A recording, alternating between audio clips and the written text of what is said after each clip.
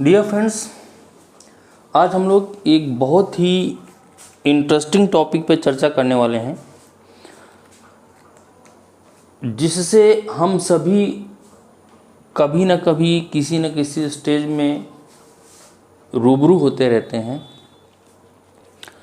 और एक बहुत ही ज्वलंत मुद्दा है जिस पर हमसे कभी किसी ने शायद बात नहीं की है या किसी ने हमारी इस समस्या को पॉइंट आउट करने की ज़रूरत नहीं समझी है। जब से हम स्कूल जाना शुरू किया है और उसके बाद कॉलेज, फिर उसके बाद competition classes and so on, लगातार हमें आगे की जर्नी के लिए स्टडी अपनी जारी रखनी पड़ रही है। लेकिन इस स्टडी वाले जीवन में हमारी जो एक बहुत बड़ी समस्या उभर के आती है वो होती है हमारी भूलने की बीमारी। एक्चुअल में आप किसी से भी बात करना शुरू करें, उसको यही लगता है कि कुछ पढ़ने के बाद या कुछ चीज़ें याद करने के बाद वो बहुत तेज़ी से सब चीज़ें भूल जाता है। आप किसी भी स्टूडेंट से बात करेंगे तो 90% स्टूडेंट का जवाब यही होता है कि वो बहुत जल्दी सारी चीज़ें भूल जाते हैं। माय डियर फ्रेंड्स, ये जो ईश्वर ने हमें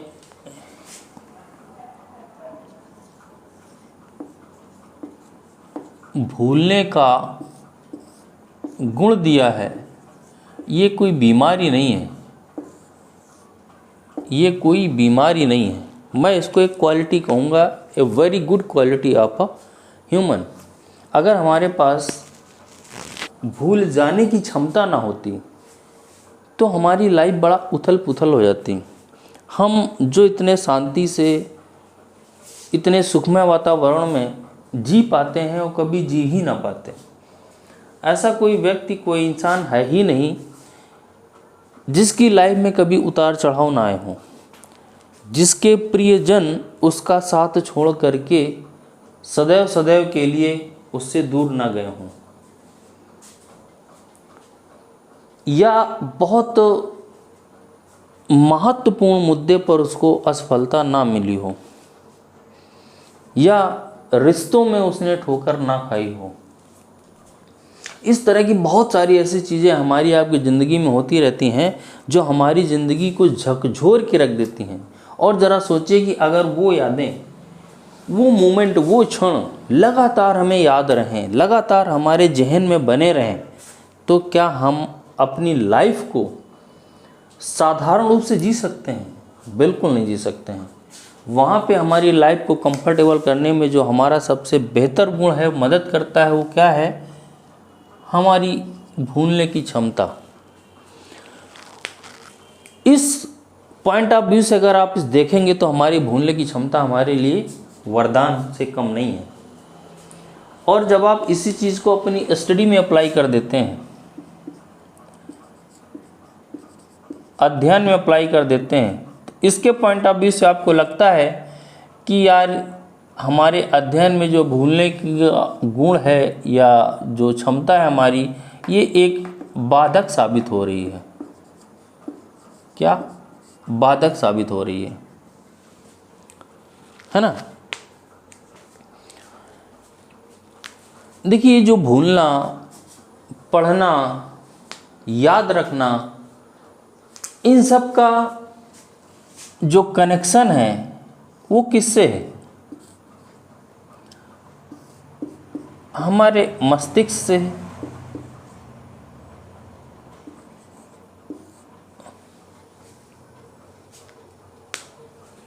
है ना, हमारे दिमाग से है।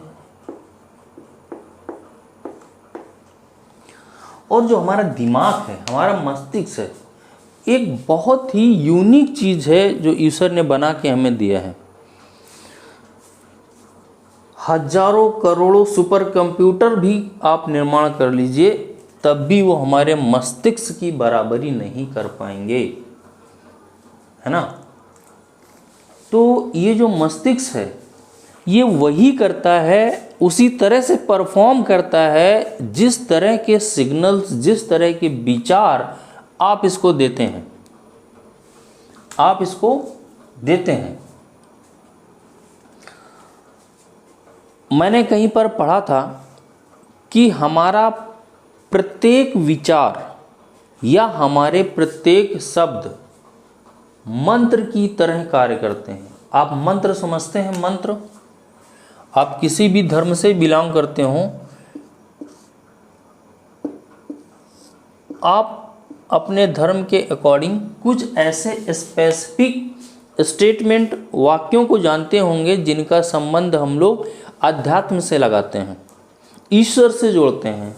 ऐसे शब्द, ऐसे वाक्यांश जो हमें ईश्वर के प्रति अपनी सद्भावना व्यक्त करने का या ईश्वर का आशीर्वाद प्राप्त करने का साधन है, उनको हम लोग क्या कहते हैं? मंत्र कहते हैं। तो अब पर्टिकुलर कोई एक शब्द या कोई एक वाक्य जो किसी ग्रंथ में या किसी प्राचीन पुस्तक में या वेद में या पुराण में लिखा हुआ है, जितना लिखा हुआ है केवल वही मंत्र नहीं है। और ये मेरा खुद का भी अनुभव कहता है कि हम जो भी सोचते हैं, जो भी बोलते हैं, वो एक मंत्र की तरह ही कार्य करता है। अब ये अलग बात है कि हम उसको कितना एनालाइज कर पाते हैं और कितना एनालाइज नहीं कर पाते हैं। अब जैसे कि हमेशा हम लोग क्या करते हैं, बचपन से ही हमारे पेरेंट्स, हमारे टीचर जो हमारे स्कूल डेज में और कॉलेज डेज में रहे हैं, हमसे कहा जाता है कि तुम गधे हो, तुम बहुत जल्दी भूल जाते हो, तुम्हें चीज़ें याद नहीं रहती हैं, तुम बहुत कम पढ़ते हो, 4 ही घंटा पढ़ते हो, 2 ही घंटा पढ़ते हो, 6 ही घंटा पढ़ते हो। फलाने शर्मा जी के बच्चे को देखो, वर्मा जी के बच्चे को देखो, कनौजिया जी के बच्चे को देखो, वो 16 घंटे पढ़ते हैं, 18 घंटे पढ़ते हैं। यानी कि वहाँ पे कई अलग अलग तरह के आरोप प्रत्यारोप हमारे ऊपर आरोपित किए जाते हैं। और ये ऐसा एक बार नहीं होता है। जब से हम स्कूल जाना शुरू करते हैं और जब तक हम अपने करियर के किसी एक पॉइंट में एस्टैब्लिश नहीं हो जाते हैं, तब तक हमें इन तीक्ष्ण वाक्यों को सुनना पड़ता है।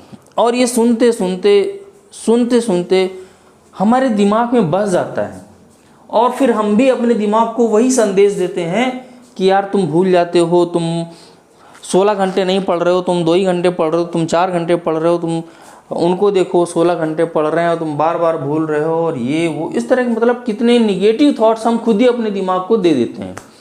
यानी कि हम साइकोलॉजिकली अपने को इतना कमज़ोर कर चुके होते हैं कि हमारा दिमाग चाह कर भी उस परफॉर्मेंस को नहीं प्राप्त कर पाता जो उसकी क्षमता है। यानी इस मस्तिष्क को कमज़ोर करने का काम किसने किया? हमारे आसपास के लोगों ने किया, हमारे आसपास के वातावरण ने किया, और उस वातावरण में ढलकर खुद हमने किया। अगर 16 घंटे 18 घंटे पढ़ करके ही सब कुछ हो जाता तो मेरे ख्याल से कि जो करोड़ों में लोग किसी भी एग्ज़ाम के लिए अप्लाई करते हैं और हज़ारों में सिलेक्शन होता है या सैकड़ों में सिलेक्शन होता है, वो 10 से 20 गुना तो बढ़ ही जाता ना। ऐसा नहीं होता है ना। तो उसका रीज़न है कि आप अपने स्टडी के घंटे बढ़ा करके, केवल घंटे बढ़ा करके स्मार्ट स्टडी नहीं कर सकते हैं। और जब मुझसे लोग पूछते हैं कि सर सिविल सर्विसेज क्वालिफाई करने के लिए, IIT JEE क्वालिफाई करने के लिए मिनिमम कितने घंटे पढ़ना चाहिए, तो मेरा जवाब ये होता है कि जब आप घंटे के काउंटिंग में उतर आते हैं कि हम इतने घंटे पढ़ करके कोई एग्ज़ाम क्वालिफाई कर पाएंगे, तब आपके क्वालिफाई करने की संभावना घटने लगती है। तो कभी भी इस बात पे मत जाइए कि आप 16 घंटे 18 घंटे 14 घंटे 12 घंटे पढ़ करके कोई एग्ज़ाम क्वालिफाई कर लेंगे। मेरा सजेशन ये होता है हमेशा कि आप इस बात को कंसीडर कीजिए, इस चीज़ पे बिलीव कीजिए कि आप कितने कम टाइम में कितने ज़्यादा कॉन्सेप्ट तैयार कर पाते हैं, कितने कम टाइम में कितने ज़्यादा कॉन्सेप्ट तैयार कर पाते हैं। यहाँ पर स्पीड इन्वॉल्व हो जाती है आपकी स्टडी में, और जब आप अपनी स्टडी में स्पीड को ले आते हैं तो आपकी स्टडी से बोरियत बाहर जाने लगती है। जो एक बर्डन लगता है, स्टडी जो बोरिंग लगती है हमें, वो बोरियत हमसे दूर होने लगती है, हमारी स्टडी मतलब इंटरेस्टिंग होने लगती है। स्टडी का जो बोझ है, अध्ययन का जो हम अपने बोझ को सर में लेके घूम रहे हैं, वो हमें हल्कापन महसूस होने लगता है।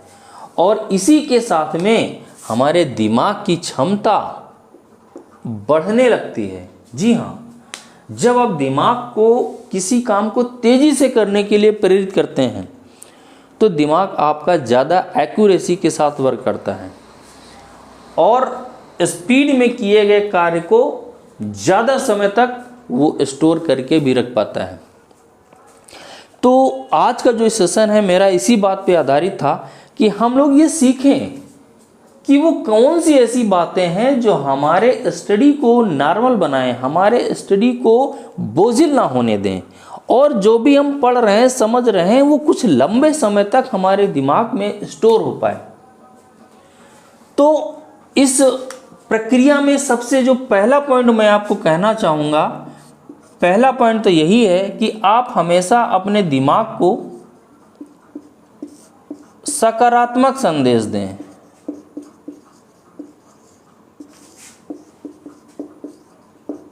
सकारात्मक संदेश दें। अब सकारात्मक संदेश क्या है? आपको हमेशा अपने दिमाग को ये कहना है कि आप जो पढ़ रहे हो वो आपको बहुत लंबे समय तक याद रहेगा। ये चीज़ आपको अपने दिमाग को साइकोलॉजिकली फिट करनी है। दुनिया क्या कहती है, आपके पड़ोसी क्या कहते हैं, आपके मित्र क्या कहते हैं, आपके पेरेंट्स क्या कहते हैं, डजेंट मैटर। आपको अपने आप से, खुद से अपने दिमाग को इस विचार को भेजना होगा, इस संदेश को भेजना होगा कि हम जो भी पढ़ रहे हैं वो हमें लंबे समय तक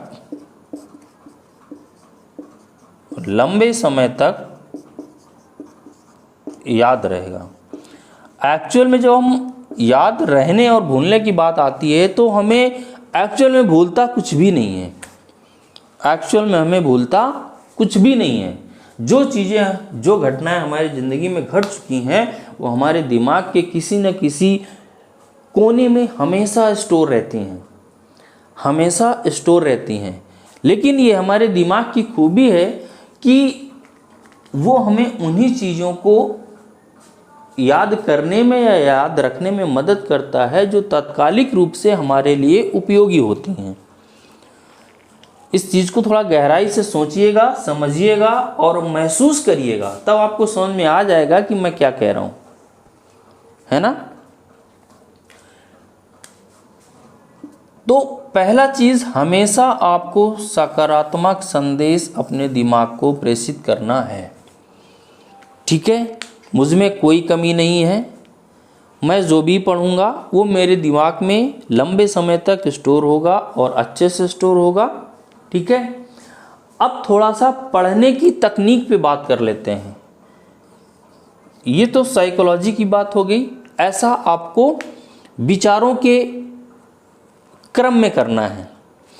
दूसरा, पढ़ने के तरीके में परिवर्तन आपको करना है। आप लोग कैसे पढ़ते हो? किताब सामने खुल गई या कोई भी कॉपी खोल लिए और या तो मुंह से बोलोगे या ओंठ हिलाओगे और एक लाइन को 4 बार, 3 बार, 2 बार आराम से लेजी वे में पढ़ते रहते हो कि फलाना ढिमाका और ये वो XYZ ABCD ऐसे पढ़ते रहते हो, राइट। तो यहाँ पे आपको पढ़ने की तरीके में बदलाव में क्या करना है कि आपको 2 पॉइंट कंसीडर करने हैं। एक को मैं कहूँगा आई फिंगर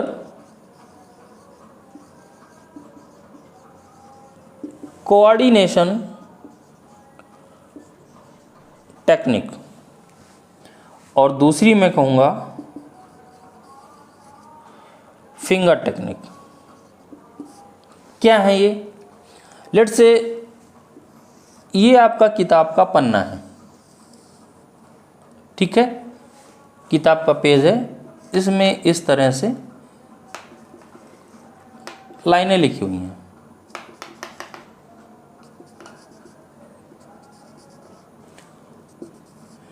अब आपको क्या करना है, अपनी उंगली या पेन कुछ भी उठाइए और अपनी आँखें, आपकी आंखें हमेशा इस पेन की नोक के साथ में चलनी चाहिए। लाइन यहाँ पे है लेकिन आपको पेन रखना यहाँ से है और जैसे आपका पेन बढ़ रहा है आगे, वैसे ही आपकी आंख बढ़नी चाहिए और आंख बढ़ने के साथ साथ में उस चीज़ को आपको पढ़ते जाना है और लाइन के एंड तक अपनी उंगली नहीं ले जानी है। उंगली यहीं तक रहेगी लेकिन आपकी आंखें यहाँ तक पड़ जाएंगी। तुरंत इसके नीचे वाली लाइन पे आना है, फिर उंगली के साथ साथ या पेन की नोक के साथ साथ आपको पढ़ते जाना है, बिना ये सोचे समझे कि जो आप पढ़ रहे हैं वो आपके दिमाग को समझ में आ रहा है कि नहीं आ रहा है। ठीक है, इस तरह से आपको आँखों और अपने उंगली को कोऑर्डिनेट करते हुए इस तरह से पढ़ते जाना है। ठीक है, जब आप ऐसा करोगे तो जो आपकी पहले वाली ओल्ड हैबिट थी, अगर उसमें आप 1 मिनट में 50 वर्ड्स पढ़ रहे थे और इस टेक्निक के साथ में, न्यू टेक्निक के साथ में जब आप पढ़ेंगे तो 1 मिनट में ये जो आपका 50 वर्ड था, आई होप कि ये 80+ वर्ड में कन्वर्ट हो चुका होगा। 80+ वर्ड में कन्वर्ट हो चुका होगा। ठीक है, और जब आप आई और फिंगर को एक साथ में करते हो तो आपकी आंखों में थोड़ा सा स्ट्रेन आता है, आंखों में थोड़ा सा स्ट्रेन आता है। तो आप क्या कर सकते हो कि 10 मिनट या 15 मिनट बाद में अपनी आंखों को ऐसे हाथ से ऐसे, है ना, ऐसे प्रेस करके थोड़ा सा रिलैक्स कर सकते हो और उसके आगे फिर शुरू कर सकते हो। तो अगर आप 5 मिनट इस टेक्निक से पढ़ रहे हैं तो अगले 5 मिनट में फिंगर टेक्निक का यूज़ कर लीजिए। फिंगर टेक्निक का मीन्स आपको अपनी उंगली को रखते हुए ओंठों को बिना हिलाए, बिना साउंड किए पढ़ते जाना है। यानी कि उंगली के साथ में लाइन के नीचे जहाँ भी उंगली चल रही है वो लाइन आपके दिमाग में इंटर होनी चाहिए। जब आप ऐसा करेंगे तो ये जो आपकी रीडिंग स्पीड है, इसमें आप देखेंगे कि आपको 50% से भी ज़्यादा इजाफा हो जाना है। 50% से ज़्यादा इजाफा हो जाने का मतलब ये है कि जो आप स्टडी 16 घंटे कर रहे थे, ये सिमट करके आपकी एटलीस्ट 8 to 10 आवर्स में आ जानी है। अब देखिए, जो आप 16 घंटे दे रहे थे जिस चीज़ को प्रिपेयर करने के लिए, वो आपकी 8 to 10 आवर्स में प्रिपेयर हो जा रही। आपको कितने घंटे एक्स्ट्रा मिल जा रहे हैं? 6 आवर्स। अगर मैं 10 घंटे भी मान लूँ तो 6 घंटे आपको एक्स्ट्रा मिल जा रहे हैं। तो ये 6 घंटे आप क्या ही करेंगे? कुछ नया टॉपिक पढ़ेंगे, नई चीज़ पढ़ेंगे या कुछ नया काम एंजॉय कर सकते हैं। तो इट मीन्स जब आप ये डिसाइड करके चलते हैं कि आपको particular topic, particular concept given time interval में कंप्लीट करना है, उस समय आपके दिमाग की परफॉर्मेंस बढ़ जाती है। तो हमेशा जब भी पढ़ना शुरू करें तो जैसे ही आप टेबल पे बैठते हैं तो दिमाग को ये संदेश मत दीजिए कि मैं 3 घंटे पढ़ूंगा, मैं 6 घंटे पढ़ूंगा, मैं 8 घंटे टेबल से नहीं उठूंगा। दिस इज़ द रॉन्ग वे।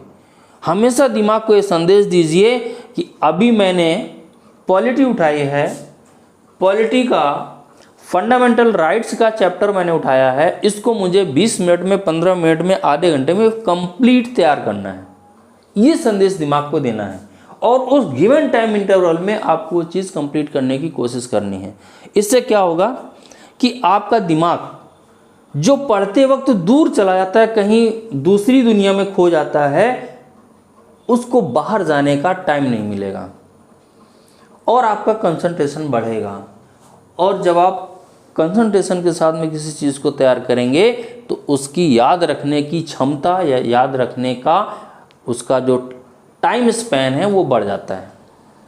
तो सारा गेम जो छिपा हुआ है वो आपकी स्टडी स्टाइल में छिपा हुआ है और आपके साइकोलॉजी में छिपा हुआ है।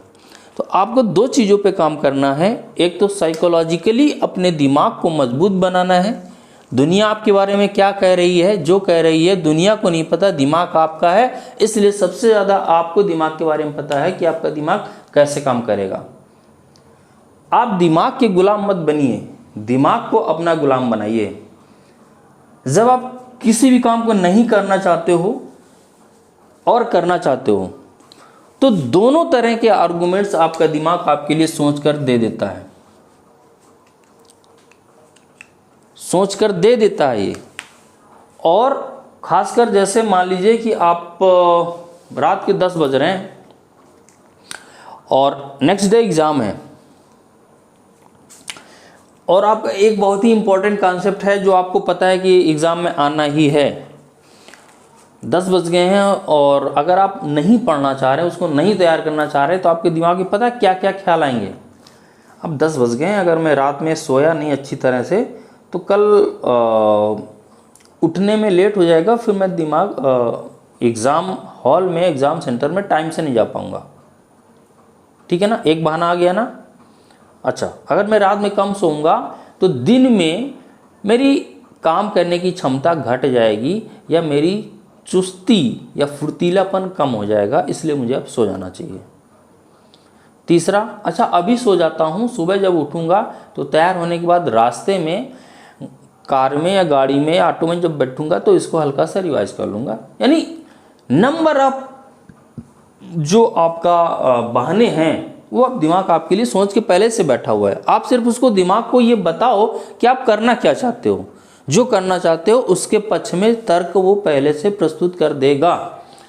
और इसी केस में अगर आप ये सोच के बैठे हो कि नहीं ये बहुत इंपॉर्टेंट है, ये आना ही है, आपका दिमाग कहेगा इसको पढ़ने में मुश्किल से 5 मिनट लगेगा बेटा, और जैसे ही मम्मा दूध गर्म करके लाएगी तब तक तो इसको तैयार कर सकता है। तो आप उस 5 मिनट में इसको तैयार कर लोगे, 10 मिनट लग सकता है, और फिर बहुत गहरी नींद सो लोगे। कम समय में बहुत गहरी नींद सो लोगे। आप 8 घंटे सोइए और बीच में 4 बार जगते रहिए, तब भी आपके पास जगने के बाद में उतनी ही एनर्जी आएगी जितनी आप एक नींद में 6 घंटे सो करके उठ के उतनी एनर्जी गेन कर लेंगे। तो सारा जो गेम है वो हमारे सोचने की क्षमता पे डिपेंड करता है और हमारी विल पावर पे डिपेंड करता है और हमारे काम करने की आदतों पे डिपेंड करता है। तो यहाँ पे हमने 2 चीज़ों पे डिस्कस किया कि हमारे अपने दिमाग को साइकोलॉजिकली पॉजिटिव रखना है और अपने रीडिंग स्टाइल को, रीडिंग हैबिट को इन 2 टेक्निक की सहायता से बदलना है। जब आप ऐसा करोगे तो आपको लगेगा कि कौन उंगली रख के कौन पढ़ता है भाई आजकल, ऐसे बुक रख लो ऐसे पढ़ते जाओ तो पढ़ाई हो गई। नहीं, आपको थोड़ा सा अटपटा लगेगा। जब आप इसकी प्रैक्टिस करोगे और एटलीस्ट 21 डेज प्लस इसके साथ गुजरोगे ना, तब आपकी ये हैबिट बनने लगेगी। और जब हैबिट बन जाएगी तो आपकी जो स्टडी स्टाइल है पूर्णतः चेंज हो जाएगी। आप खुद फ़र्क महसूस करोगे और इसको अप्लाई करके देखना, और जब फ़र्क आपको महसूस हो तो मुझे वीडियो में कमेंट करके बताना कि सर आपने क्या मज़ेदार चीज़ हमको बताई थी, क्या सिखाई थी। ठीक है, तो आई होप कि आप इसको सुनेंगे, समझेंगे, देखेंगे और इसको अपनी लाइफ में अप्लाई करेंगे और इसका फ़ायदा उठाएंगे। ठीक है ना, तो फिर मिलते हैं नेक्स्ट वीडियो में, किसी नेक्स्ट टॉपिक में गंभीर मुद्दे पे बात करेंगे। तब तक के लिए जय हिंद।